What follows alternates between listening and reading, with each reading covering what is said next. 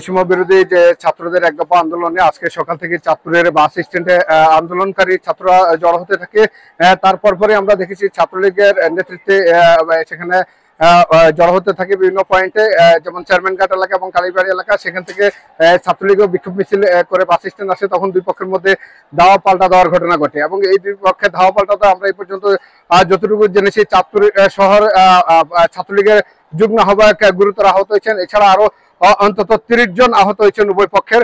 এবং আমরা চাঁদপুর সরকারি মেডিকেল কলেজ হাসপাতালের সূত্রে যেটি জানতে পেরেছি, এই হাসপাতালে 15 জন এই পর্যন্ত চিকিৎসা নিচ্ছেন, তার মধ্যে 4 থেকে 5 জনের অবস্থা গুরুতর তারা জানিয়েছেন।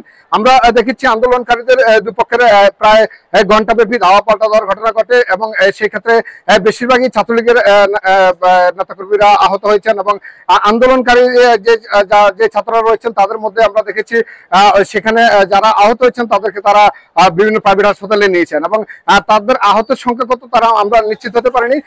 তবে উভয় পক্ষে আমরা এই পর্যন্ত ধারণা করছি যে 30 জনের মতো অন্তত আহত হয়েছে এবং পুলিশ প্রশাসন আমরা দেখেছি সেখানে পুলিশের এবং আইন শৃঙ্খলা বাহিনীর বিভিন্ন সংস্থা সহ এই পরিস্থিতি নিয়ন্ত্রণের জন্য সে ঘটনাস্থলে হাজির হন। এবং আমরা আজকে দেখেছি সকালে চাঁদপুর জেলা আইনজীবী যে সমিতির পক্ষ থেকে সচেতন নাগরিক ব্যানারে একটি মানববন্ধন করেন, সেখানেও তারা এক দফা দাবিতে ছাত্রদের এক দফা দাবির যে তারাও একত্রতা পোষণ করেন।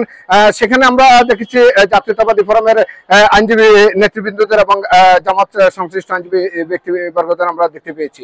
আমরা যতটুকু আইন শৃঙ্খলা বাহিনী থেকে এই পর্যন্ত এখনো কোনো উদ্যোগ নেওয়ার আমরা বা পরিস্থিতি ঠেকাল দিতে টিয়ার সেল বা কোনো রাবার বুলেট নিক্ষেপের ঘটনা আমরা এখনো পাইনি। তবে আহতদের বিষয়ে পূর্ণাঙ্গ সংখ্যা ছাত্রলীগের সভাপতির সাথে আমরা কথা বলেছি, তিনি এখন আমাদেরকে নিশ্চিতভাবে তেমনটি বলতে পারেননি। এখন আমি যে স্থানে রয়েছি চাঁদপুর শহরের বাস স্ট্যান্ড এলাকায়, আমার পিছনের যে স্থানটি রয়েছে সেখানেই কিন্তু এই ধাওয়া পাল্টা দেওয়ার ঘটনা ঘটে। চাঁদপুর থেকে আমার কাছে এই ছিল সর্বশেষ।